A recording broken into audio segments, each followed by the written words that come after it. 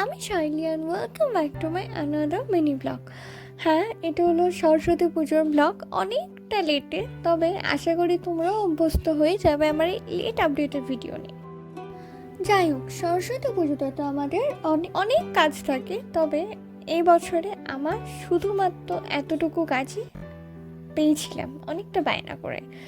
কারণ অন্য বছরের মতো এই বছরের পুজোটা আমার কাছে কাটেনি। আমার শরীরটা একটু খারাপ থাকাকালীন প্রায় বাড়িতে বসে আমার এই গোটা 1 মাস টাইমটা কেটেছে। একটু সুস্থ হওয়াতে শুধুমাত্র অঞ্জলিটুকুই আমি দিতে যেতে পেরেছিলাম।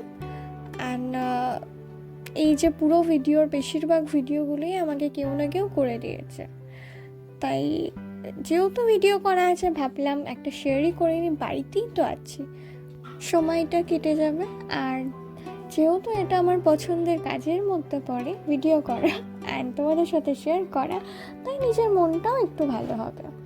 আর এই যে এগুলো হলো আমাদের বাড়ির ছোটো ছোটো দুটো পুচকে, আমার ভাই আর আমার একটা ভাইপো।